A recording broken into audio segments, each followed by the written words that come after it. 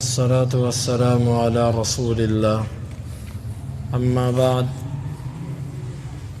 باب قول الله تعالى ووعدنا موسى 30 ليلة إلى قوله وأنا أول المؤمنين۔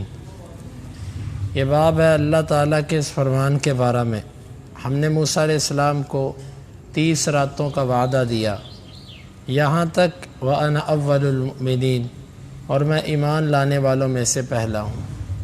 یقال دکہ، اس کا معنی ہوتا ہے زلزلہ، اس چیز کو ہلا دیا۔ فدکتا، اس کا معنی ہے فدککنا، یعنی کہ وہ آپس میں ٹکڑے ٹکڑے کر دیے جائیں گے، ٹکرا دیے جائیں گے۔ جعل الجبال کالواحدہ، اللہ تعالیٰ نے پہاڑوں کو ایک چیز کی مثل کر دیا۔ کما قال اللہ عز وجل، جس طرح اللہ عز وجل نے فرمایا ان السماوات والارض کانتا رتقا، آسمان اور زمین دونوں ملے ہوئے تھے۔ ولم یقل کننا رتقا، اللہ تعالیٰ نے یہاں پر جمع کا کلمہ استعمال نہیں کیا، کننا یہ نہیں کہا، بلکہ کانت، اور اس کا تثنیہ لے کر آئے زمین و آسمان کے لیے، کانتا، اس کا معنی ملتصقتین، دونوں ملے ہوئے تھے۔ اشربو، یہ کلمہ ہے ثوب مشرب، رنگا ہوا کپڑا، مسبوغ یعنی رنگا ہوا۔ قال ابن عباس کہتے ہیں انبجست، انفجرت، پھوٹ پڑے۔ وَإِذْ نَتَقْنَا الْجَبَلَ، نتقنا کا معنی رفعنا، ہم نے بلند کیا۔ امام بخاری رحمۃ اللہ علیہ کی مراد کہ موسیٰ علیہ السلام کو اللہ تعالیٰ نے پہلے 30 راتوں کے لیے بلایا، اس کے بعد اللہ رب العالمین نے 30 راتوں پر 10 راتوں کا مزید اضافہ کر دیا، یہ 40 راتیں ہو گئیں۔ انہی 10 راتوں کے اندر سامری کو موقع ملا قوم کو گمراہ کرنے کا۔ اس نے کہا دیکھو، اگر موسیٰ اللہ کے پاس گیا ہوتا تو اس نے 30 راتوں کی بات کی تھی، 30 راتیں تو ختم ہو گئیں۔ موسیٰ لگتا ہے کہیں وہ رب کو ڈھونڈتے ڈھونڈتے کہیں نہ جانے وہ کدھر چلا گیا ہے، تو میں تمہیں بتاتا ہوں کہ رب کدھر ہے۔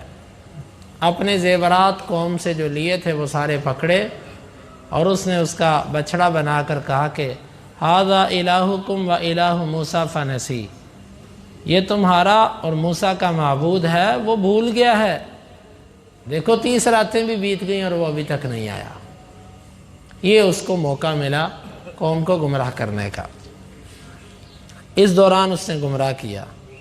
تو بہرحال اللہ تعالیٰ نے 30 کی جگہ پر اس کو 40 کر دیا۔ یہ اس کی حکمت تھی کہ پہلے اس نے اللہ کو تو پتہ تھا، اللہ نے پہلے 40 کیوں نہ کہا، اس میں اس کی حکمت تھی، کیونکہ جب تک 30 کا وعدہ تھا ان 30 دنوں کے اندر اندر سامری کوئی شرارت نہ کر سکا۔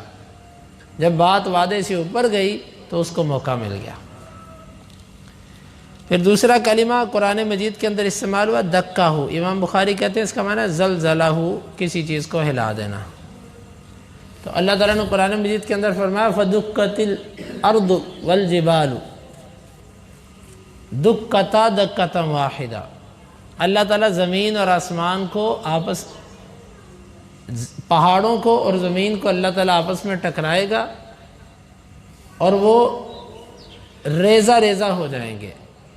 یہاں پر اللہ تعالیٰ نے جو صیغہ استعمال کیا سارے پہاڑوں کے لیے وہ واحد کا صیغہ ہے، دکت، اس کی تثنیہ دکتا، مطلب اللہ تعالیٰ نے سارے پہاڑوں کو ایک چیز کر دیا کہ ان سارے پہاڑوں کو زمین کے ساتھ ٹکرانا، اس کی کیفیت بھی اس میں آ گئی اور اللہ کی قدرت بھی آ گئی کہ اللہ کے لیے ایسے ہی ہے جیسے ایک چیز کو ٹکرانا۔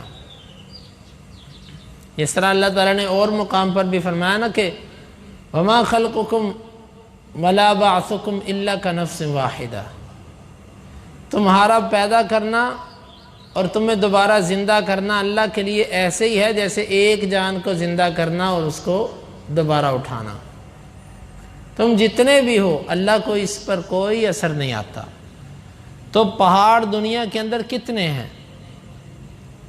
لاکھوں کی تعداد میں یہ پہاڑ، اللہ رب العالمین ان کو یوں زمین کے ساتھ ٹکرائے گا جیسے ایک چیز کے ساتھ ٹکرانا کسی کے لیے آسان ہوتی ہے، تو اللہ ان کو ریزہ ریزہ کر دے گا۔ اس کے بعد اس کی مثال یوں بھی پیش کی کہ اللہ نے زمین و آسمان کے بارے میں فرمایا کانتا رتقا، یہاں پر بھی اللہ نے 7 آسمانوں اور 7 زمینوں کے لیے واحد واحد کا لفظ استعمال کیا، اس لیے کہ اللہ کے لیے وہ ایسے ہی ہے، ایسے ہی ہوگا، آسان بھی اور قوت بھی جیسے ایک چیز کا ایک چیز کے ساتھ ٹکرانا۔ تو یہاں پر کانتا رتقا کی 2 تفسیریں سلف سے ملتی ہیں، زمین اور آسمان آپس میں ملے ہوئے تھے، امام بخاری نے اسی تفسیر کو ذکر کیا، ملتصقتین، وہ دونوں آپس میں ملے ہوئے تھے۔ ملے ہونے کے 2 مطلب، ایک ہے کہ زمین اور آسمان ایسے بند تھے آپس میں، آج سائنس کہتی ہے کہ دنیا پر ایک بہت بڑا دھماکہ ہوا تھا جس کی وجہ سے دنیا وجود میں آئی، یہ جو بات ہے ایک قول سے اس کی تائید ہوتی ہے کہ پہلے زمین اور آسمان آپس میں ایسے ملے ہوئے تھے، اللہ نے اس کو طاقت کے ساتھ پھاڑا، آسمانوں کو اوپر بنایا، علیحدہ کر دیا، اور زمینوں کو علیحدہ کر دیا۔ ایک تفسیر رتقا کی یہ کی جاتی ہے، سائنس کہتی ہے دھماکہ ہوا، لیکن ہم کہتے ہیں یہ دھماکہ آپ کہتے ہو ہوا، یہ کیا کس نے؟ یہ اللہ تعالیٰ کی قدرت اور اس کی طاقت تھی۔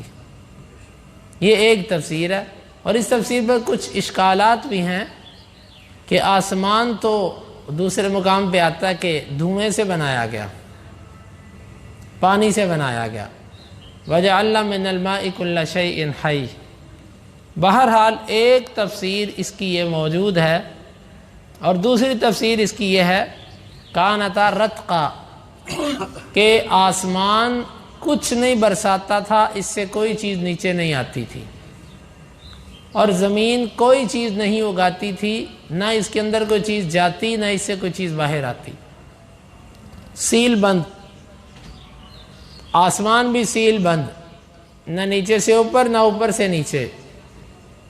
اللہ نے آسمانوں کو ایسا بنا دیا کہ چیزیں اوپر نیچے آنے لگیں، اور زمینوں کو ایسا بنا دیا کہ نیچے سے چیزیں باہر آنے لگیں اور باہر کی چیزیں اندر جانے لگیں، یعنی ایسا اللہ تعالیٰ نے اس کو بنا دیا،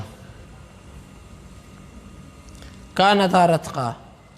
اور اسی طرح قرآن مجید کے اندر ایک کلمہ استعمال ہوتا ہے وَأُشْرِبُوا فِي قُلُوبِهِمُ الْعِجْلَ، اس کا ترجمہ اکثر لوگ جو کرتے ہیں وہ ترجمہ ظاہری لفظوں کے مطابق کرتے ہیں، مثلا اس کا معنی یہ کیا جاتا ہے وَأُشْرِبُوا، وہ پلا دیے گئے، فی قلوبہم العجل، اپنے دلوں میں بچھڑے کی محبت۔ امام بخاری اس بات کی طرف اشارہ کرنا چاہتے ہیں کہ یہاں پر اشربو کا معنی پلا دیا جانا نہیں ہے، بلکہ یہ ایک محاورہ ہے۔ محاورہ ہوتا ہے جس کا معنی ہوتا ہے رنگ چڑھا دیا جانا،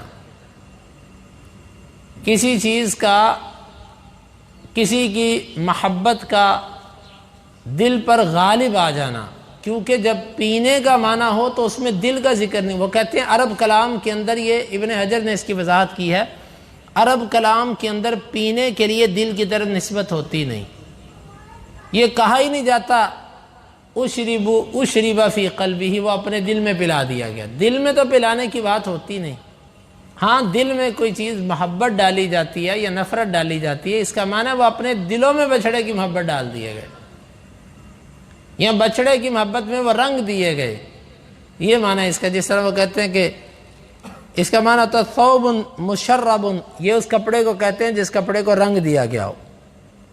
تو گویا کہ یہاں پر معنی یہ ہے وہ اپنے دلوں میں بچھڑے کی محبت ڈال دیے گئے، یا ان کے دل بچھڑے کی محبت میں رنگ دیے گئے، یہ اس کا معنی ہے۔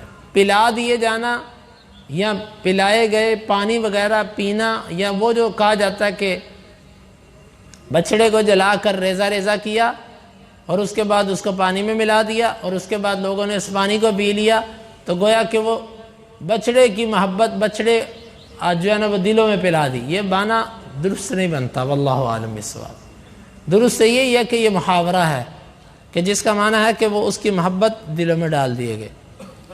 اور اسی طرح قرآن مجید کے اندر کلمہ استعمال ہوتا ہے انباجست، امام بخاری کہتے ہیں اس کا معنی ہے انفاجرت۔ ایک جگہ پر آتا ہے فن فاجرت، ایک جگہ پر آتا ہے فم باجست، امام بخاری کہتے ہیں معنی ایک ہے دونوں کا، پھوٹ پڑے۔ اور اسی طرح وَإِذْ نَتَقْنَا الْجَبَلَ، اس کا معنی رفعنا، ہم نے پہاڑ کو ان کے اوپر کر دیا، اٹھا دیا۔ اس کے بعد امام بخاری رحمہ اللہ 2 احادیث لے کر آئے ہیں، انشاءاللہ العزیز ان دونوں احادیث کی وضاحت آئندہ درس میں۔ اللہ تعالیٰ سے دعا ہے اللہ تعالیٰ ہمیں ان احادیث کو سمجھنے کی اور ان کے تقاضوں کو پورا کرنے کی توفیق عطا فرمائے۔